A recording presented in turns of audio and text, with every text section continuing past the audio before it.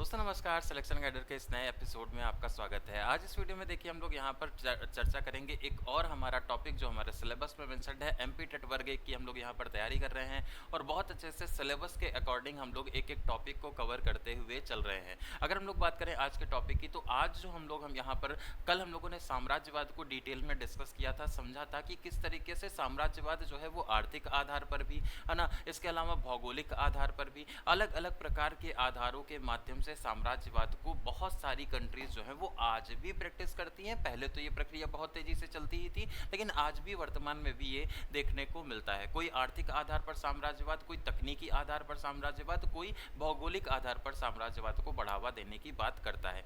हम लोग आज के इस वीडियो में इसकी एक बहुलवादी आलोचना पर बात करेंगे। बहुत ही डिटेल में हमारे सिलेबस में इस चीज को मेंशन किया गया है। बहुलवादी आलोचना जो साम्राज्यवाद की है उसको यहाँ पर हम लोग डिस्कस करते हुए चलेंगे। उसके बाद अगला जो हमारा नेक्स्ट जो हमारा टॉपिक रहने वाला है वो नागरिकों के अधिकारों की हम लोग बात करेंगे अगले टॉपिक में। ठीक है, तो अगर आप पहली बार चैनल पर आए हैं तो चैनल को सब्सक्राइब जरूर कर लीजिए। और हाँ, जितने भी दोस्त हमारे ऐसे हैं जो कि एमपी टेट वर्ग 1 की एग्जामिनेशन की तैयारी करना चाहते हैं, तो उनके लिए आपको बता दें स्पेशल ऑफर चल रहा है सिलेक्शन गाइडर पर। यहाँ पर 99 रुपए का कंप्लीट जो कोर्स है वो आपको यहाँ पर कराया जा रहा है। पूरा कोर्स जिसमें आपके मॉक टेस्ट भी होंगे, बहुत सारी सिलेक्शन पीडीएफ भी आपको अवेलेबल कराई जाएंगी, लाइव क्लास भी होंगे, रिकॉर्डेड सेशन भी आपको यहाँ पर मिलेंगे, सब कुछ 99 रुपए में। इससे अच्छा ऑफर तो नहीं ही मिलेगा। चलिए शुरुआत करते हैं आज के सेशन की। सबसे पहले आपको बताएं बहुलवादी आलोचना होती क्या है। सबसे पहले इस टॉपिक को समझने से पहले हम लोगों को ये जानना होगा ये आलोचना का मतलब क्या हुआ, है ना। आलोचना क्या हुआ, देखिए सबसे पहले आपको बताएं, अगर परिभाषा का मतलब देखें,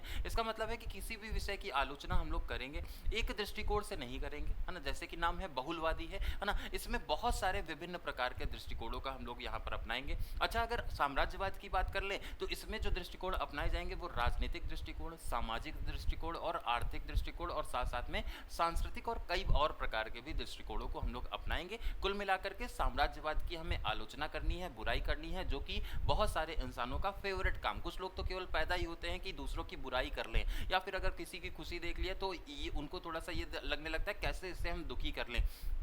वही जो क्रिटिसिज्म है, वही जो एक मेथड है कि कोई ना कोई एक एंगल हम लोग निकाल करके इसकी आलोचना कर दें, वही आलोचना यहाँ पर करी जाएगी। बहुलवादी आलोचना यहाँ पर, इसके माध्यम से हम लोग यहाँ पर साम्राज्यवाद को समझने का प्रयास करेंगे। थोड़ा सा फिर से डिटेल में चलते हैं और देखते हैं क्या है इनमें, पूरा डिटेल में एक एक पॉइंट। देखिए पहले सबसे पहले अलग अलग दृष्टिकोण पर बात करेंगे। सबसे पहला हमारा आ जाता है राजनीतिक आलोचना। ठीक है, साम्राज्यवाद की अगर राजनीतिक आलोचना करें, हम लोगों ने थोड़ी सी बात कल भी की थी, अब उसको थोड़ा सा और डिटेल में देखते हैं। ठीक है, एक देश दूसरे देश की संप्रभुता का हनन करता है ना। साम्राज्यवाद में सीधे से क्या होता है, हमने कल भी बताया था ना, कि जैसे मान लीजिए कोई आपके घर में आकर के बैठ जाता है और आपकी चीजों को यूज करते हुए कहता है भैया ये अब आपकी चीज नहीं रह गई, अब ये हमारी चीज है, अब हम इसे यूज करेंगे। तो अपनी आपकी चीज पर वो संप्रभुता अपनी दिखाने का काम करता है। अगर इसको देश के रिस्पेक्ट में देखेंगे तो एक देश जो है वो दूसरे देश पर अपनी संप्रभुता को थोपने की कोशिश करता है, उसका हनन करने का प्रयास करता है। लोकतांत्रिक सिद्धांतों के ये पूरी तरह से खिलाफ है। लोकतांत्रिक क्या, ये तो यहाँ तो सरकार का ही अस्तित्व पूरी तरह से खत्म हो गया,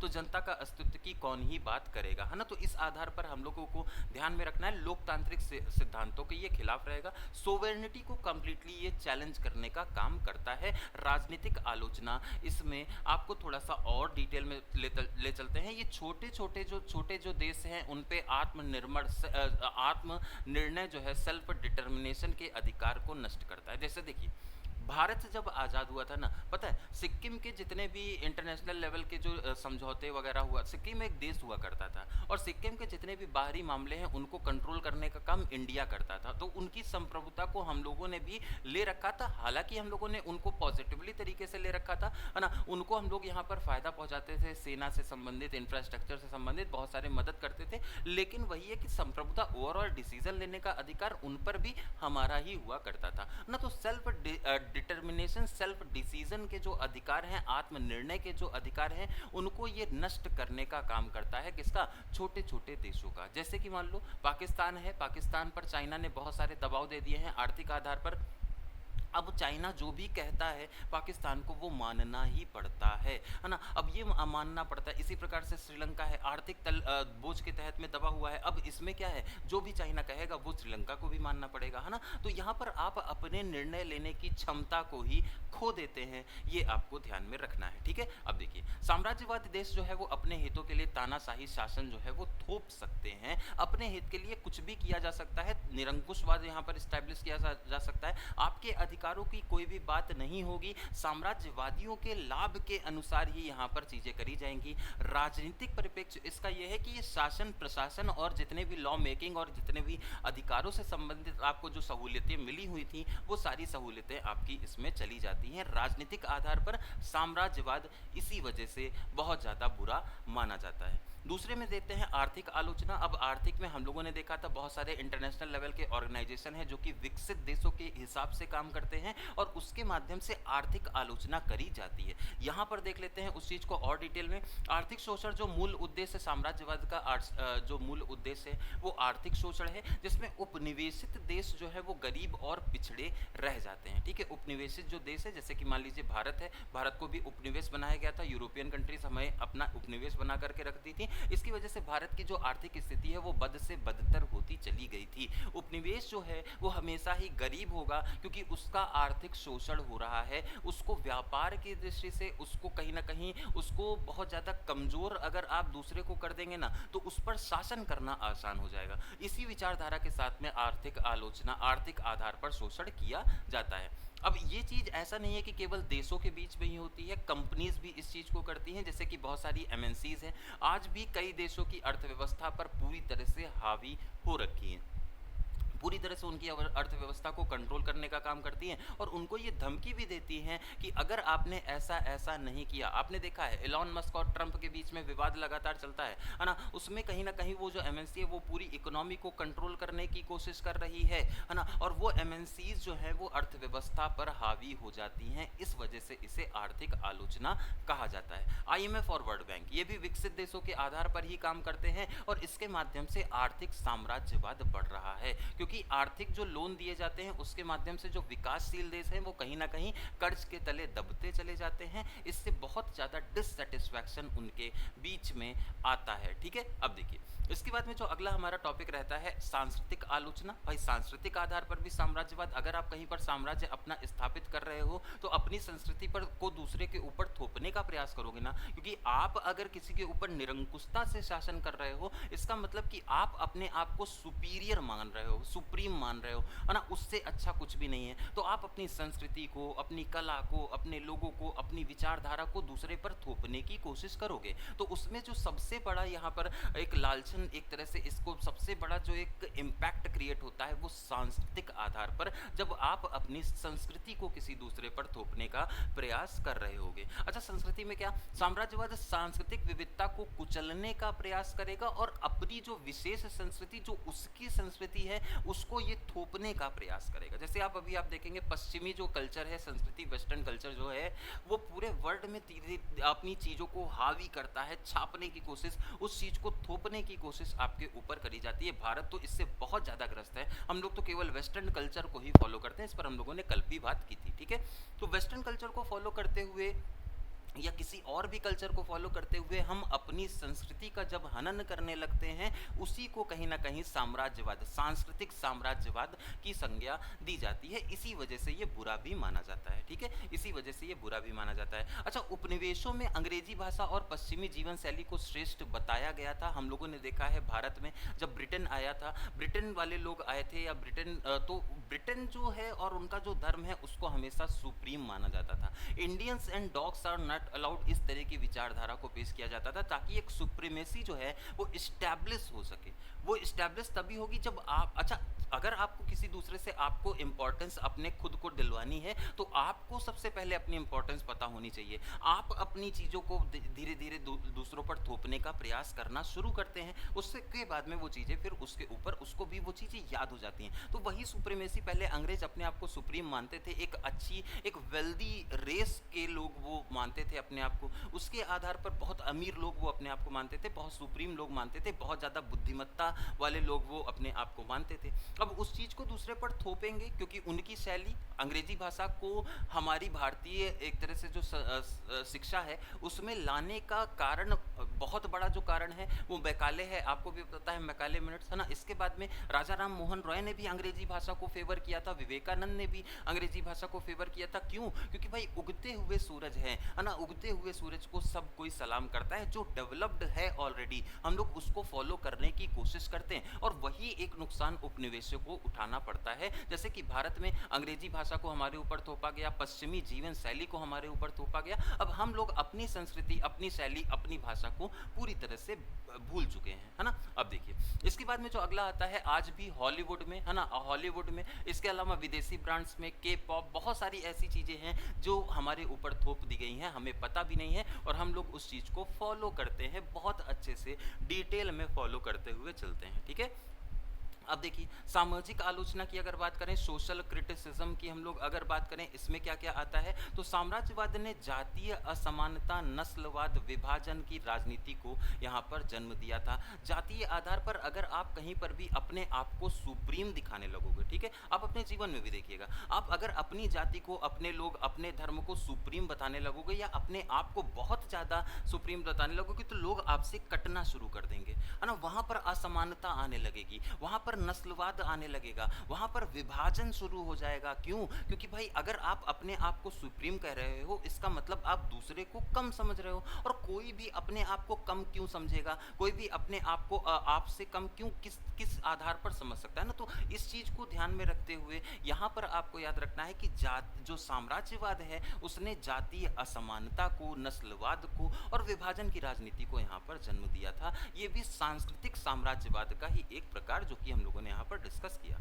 डिवाइड एंड रूल बहुत इंपॉर्टेंट है। भारत में ब्रिटिशर्स ने इस चीज़ का बहुत अच्छे से इस्तेमाल किया था। हिंदू और मुसलमान आज भी उस तरीके से नहीं रह पाते हैं जैसे उन्हें रहना चाहिए। आज भी वो डिफरेंसेस कहीं ना कहीं देखने को मिलते हैं। वो इसी वजह से देखने को मिल रहे हैं क्योंकि भाई वो जहर जो घोला गया डिवाइड एंड रूल के माध्यम से, वो आज भी हमारे समाज में देखने को मिलता है, ठीक है। अब आदिवासी और जो हाशिए के जो समुदाय हैं, जो मार्जिनलाइज्ड एक तरह से कम्युनिटीज़ हैं, उनको ऑपरेशन भी फील करना पड़ेगा इसी सांस्कृतिक साम्राज्यवाद के तहत में। संस्कृति को हम लोग अगर कहीं दबा रहे हैं और कोई अपनी संस्कृति के आधार पर या संस्कृति को बहुत ज़्यादा इंपॉर्टेंस दे करके काम कर रहा है तो उसके साथ में उसका तो हमेशा ही दमन ही होगा, क्योंकि वहां पर उस चीज़ को दबाया, उनकी बात कोई नहीं करेगा, ठीक है। अच्छा, अब पांचवा प्रकार का जो आलोचना होती है वो नैतिक आलोचना, एक एथिकल क्रिटिसिज्म होता है। इसको भी हम लोग यहाँ पर समझ लेते हैं। देखिए यहाँ पर क्या होगा, साम्राज्यवाद मानव अधिकार, स्वतंत्रता के नैतिक सिद्धांत के खिलाफ होता है।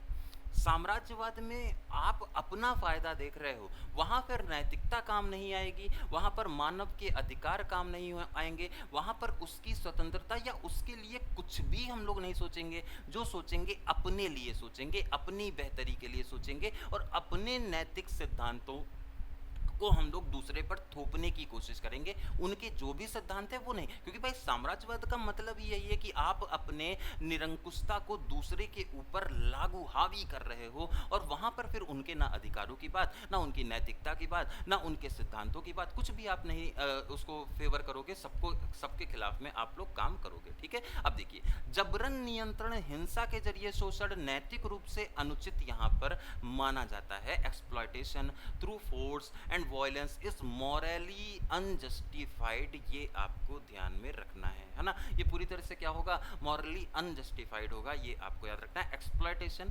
फोर्स एंड वायलेंस जो है वो पूरी तरह से क्या होगा, अनजस्टिफाइड होगा, ये भी आपको याद रखना है। उपनिवेशों में नरसंहार, जबरन श्रम और दमन आम यहाँ पर माना जाएगा। यहाँ पर उसी तरह की चीजें हैं भाई। अगर मान लो नैतिकता कहीं पर उसके बारे में बात ही नहीं हो रही है तो दमनकारी कार्य, नरसंहार, जबरन श्रम, इस तरह की चीजें वहां पर हावी होती चलेंगी, ठीक है। अच्छा, ये जो हम लोगों ने यहाँ पर डिस्कशन किया है ये डिटेल में एक टॉपिक को कवर करते हैं हम लोग। यहाँ पर हर एक टॉपिक जो है वो आपके सिलेबस में एग्जैक्टली मेंशन्ड है। सिलेबस का PDF आपके साथ में ग्रुप में शेयर भी कर दिया गया है, आप उसे देखिएगा, उसके माध्यम से आप थोड़ा सा चीज़ों को कनेक्ट कर पाएंगे, डॉट्स को आप कनेक्ट कर पाएंगे। ठीक है, एक और आलोचना यहाँ पर बचती है, वो है समकालीन। अभी जो करंटली जो सिचुएशन है उस पर हम लोग थोड़ा सा बात करते हैं कि अभी क्या चल रहा है। आज जो साम्राज्यवाद है उसमें सैन्य राजनीतिक रूप में नहीं बल्कि आर्थिक, तकनीकी और सूचना, जिसके बारे में कल हम लोगों ने बात की थी कि आर्थिक आधार पर भी साम्राज्यवाद, तकनीकी आधार, बहुत ये नया वाला है, नव एक तरह से ये साम्राज्यवाद इसे माना जाता है। तकनीकी के आधार, हम अपनी तकनीकी को दूसरे पर हावी। अब जैसे चाइना है, चाइना बहुत सारे इलेक्ट्रॉनिक डिवाइसेस में अपनी मोनोपोली बनाया है। भारत तो चाइना के साथ में अगर व्यापार को पूरी तरह से बंद हो करेगा तो हमारी आधे से ज़्यादा इलेक्ट्रॉनिक जो इक्विपमेंट्स हैं उनको पार्ट्स मिलना ही बंद हो जाएंगे, है ना। तो तकनीकी के आधार पर भी साम्राज्यवाद किया जाता है, एक डिपेंडेंसी क्रिएट की जाती है। अच्छा, वो जो डिपेंडेंसी क्रिएट हुई है चाइना के साथ या किसी अन्य कंट्री के साथ, उस पर अब उसका एकाधिकार है, ठीक बात है। अब एकाधिकार है तो उसके खिलाफ में वो अपना वैल्यूज और अपनी सारी चीजें करती है। आर्थिक आधार पर टैरिफ वगैरह बाकी सारी चीजें क्यों अमेरिका लगा पा रहा है? अभी वर्तमान में आपने देखा टैरिफ लग रहे हैं और बाकी सारी कंट्रीज कुछ भी नहीं कर पा रही। क्यों? क्योंकि एक मोनोपोली, एक एकाधिकार जो है वो क्रिएट किया गया है अमेरिका के द्वारा। वो प्रोडक्ट वहीं बनता है, वहीं से वो सप्लाई होगा, तो उनके पास में उस चीज को इंक्रीज करने, टैक्सेस को इंक्रीज करने का पावर पूरी तरह से बना हुआ है। तो आर्थिक, तकनीकी और सूचना के माध्यम से भी यहाँ पर साम्राज्यवाद को किया जाता है। ये एक नया मेथड निकला है। चीन का BRI इनिशिएटिव आपको भी पता है, आर्थिक साम्राज्यवाद। इसमें हम, ये चीन वाले कहते हैं कि हम आपके इंफ्रास्ट्रक्चर में डेवलपमेंट करेंगे, हम आपके यहाँ रोड्स बनाएंगे, हम आपके यहाँ ब्रिजेस बनाएंगे, हम आपके यहाँ इंफ्रास्ट्रक्चर को बहुत अच्छा करेंगे, बदले में आपको हमसे लोन लेना या फिर आप हमें पैसा देंगे। वो पैसा इतना ज़्यादा है कि जो देश है वो उनके कर्ज के तले ही दब जाता है चाइना की वजह से, और ये भी एक साम्राज्यवाद की नीति के तहत में किया जाता है। अच्छा, बड़ी वाली जो एडटेक कंपनीज हैं या फिर IT कंपनीज हैं या फिर टेक कंपनीज हैं, जैसे कि गूगल है, फेसबुक है, एप्पल है, आप खुद से सोचिए अगर आपके मोबाइल में जीमेल ना हो, अगर मान लो एक छोटा सा चीज, गूगल का एक मेल सर्विस है जीमेल, अगर वो आपके उस मोबाइल में केवल जीमेल को हटा दिया जाए, ठीक है, जीमेल को हटा दिया जाए, क्या आप कोई एक अल्टरनेटिव तुरंत ही सोच पा रहे हैं? नहीं सोच पाएंगे। वो डिपेंडेंसी हमारे ऊपर बना दी गई। अब वो डिपेंडेंसी धीरे धीरे कैसे इंपीरियलिज्म की तरफ बढ़ती है ये आपको पता ही नहीं चलता, बस आप उस पर डिपेंडेंट हो जाएंगे। आपका उसके बिना काम नहीं चल रहा है, ठीक है, आपका उसके बिना काम नहीं चल रहा है। अब उस पर काम नहीं चलने की वजह से वो जो कंपनी जो वो सर्विस प्रोवाइड कर रही थी वो अपना साम्राज्य जो है वो बढ़ाती चली जा रही है। उस पर वो किसी भी प्रकार का कोई भी अमेंडमेंट करेगी, आपको उस चीज को मानना ही होगा। ये डिजिटल साम्राज्यवाद है जो अभी वर्तमान में देखने को मिलता है, ठीक है। कुछ देशों की मीडिया दुनिया की सोच को नियंत्रित करने का काम कर रही है। भाई, भारत की अगर आप मीडिया देखिए तो भारत की मीडिया गवर्नमेंट के अकॉर्डिंग काम करती है, गवर्नमेंट के ही गुणगान करती रहती है। इसी वजह से बहुत सारे लोग तो रियलिटी तक पहुंच ही नहीं पाते, वो केवल गवर्नमेंट के गुणगान ही, मतलब सब तो बढ़िया चल रहा है, सरकार है, मोदी है, सब कुछ अच्छे से कर तो रहे हैं। वो मीडिया आपके दिमाग को कंट्रोल करने का काम करती है। इसी प्रकार से बहुत सारे देशों की मीडिया आपके पूरे के पूरे जो सिस्टम है, जो पूरी कंट्रीज हैं, उनमें जो सोच है ना उसको नियंत्रित, क्योंकि भाई आपकी विचारधारा बनती है न्यूज़ चैनल देख करके, आपकी विचारधारा बनती है लोगों के विचारों, लोगों की जो ओवरऑल जो वर्ल्ड में चीज़ें हो रही हैं उनको पढ़ करके। अब उन चीज़ों को भी अगर मैनिपुलेट करके आपके सामने पेश किया जाए किसी एक चीज के फेवर में या किसी एक देश के फेवर में या किसी एक कंपनी के फेवर में, तो आप तो उसी तरीके से सोचने लगेंगे। तो ये सोच को नियंत्रित करने का काम मीडिया करती है। कुछ देश की मीडिया ऐसा बहुत अच्छे से कर रही है, जैसे कि चीन आपने देखा एग्जाम्पल, एक बहुत बड़ा एग्जाम्पल है चीन, ठीक है। अमेरिका भी इस तरीके से काम करता है। तो कुल मिलाकर के ये जो आलोचनाएं हैं, जितनी भी प्रकार की हम लोगों ने 6 आलोचनाएं जिसमें करंट से रिलेट करके हम लोगों ने आलोचनाओं को पढ़ा, इसका उद्देश्य यही है, बहुलवादी आलोचना ये दिखाने का प्रयास करती है कि साम्राज्यवाद केवल युद्ध या फिर सत्ता तक सीमित नहीं है। यहाँ पर ये जटिल और बहुआयामी प्रक्रिया है जो आज भी आधुनिक रूपों में जैसे आर्थिक नियंत्रण, डिजिटल नियंत्रण या सांस्कृतिक आधार पर प्रभाव ये दर्शाने की कोशिश करता है, ठीक है। तो ये आज का हमारा कंप्लीट डिस्कशन है जिसमें हम लोगों ने प्लूरलिस्ट क्रिटिसिज्म को यहाँ पर देखा है, बहुलवादी आलोचना को हम लोगों ने यहाँ पर समझने का प्रयास किया है। उम्मीद है एक एक पॉइंट आपका क्लियर हुआ होगा, पूरा कॉन्सेप्ट इस टॉपिक टॉपिक का आपके दिमाग में बन गया होगा। इस क्लास का पीडीएफ आपको एप्लीकेशन पर मिल जाएगा। कंप्लीट जो हमारा बैच है वो मात्र 99 रुपए का मिल रहा है आपको। एमपी टेट वर्ग 1 का कंप्लीट बैच रहेगा, पूरा कंप्लीट सिलेबस इसमें कवर कराया जाएगा। इसमें आपको मॉक टेस्ट भी दिए जाएंगे, सिलेक्शन पीडीएफ भी बहुत सारी हम लोग यहाँ पर शेयर करेंगे, और इसके अलावा लाइव और रिकॉर्डेड सेशंस भी इसमें आपको दिए जाएंगे। सारी चीज़ें आपको मात्र 99 रुपए में मिल रही हैं। आप उस बैच में जाकर के तुरंत ही इनरोल कर सकते हैं और अपनी तैयारी को बहुत अच्छे से हमारे साथ में मिल करके आगे बढ़ा सकते हैं। अगर किसी भी प्रकार का कोई भी डाउट किसी भी पल पर आपको आता है तो ये मेरा मोबाइल नंबर भी आपका दिया हुआ है, व्हाट्सएप नंबर है, आप इसमें कनेक्ट करके हमारे साथ में भी जुड़ सकते हैं और आप अपने डाउट्स को क्लियर कर सकते हैं। ठीक है, चैनल पर पहली बार आए हैं तो चैनल को सब्सक्राइब करना ज़रूरी है और वीडियो को थोड़ा सा शेयर भी कर देंगे ताकि एक मोटिवेशन की जो लहर है वो लगातार बनी रहे। आज के इस वीडियो में वर्तमान के लिए इतना ही। नमस्कार।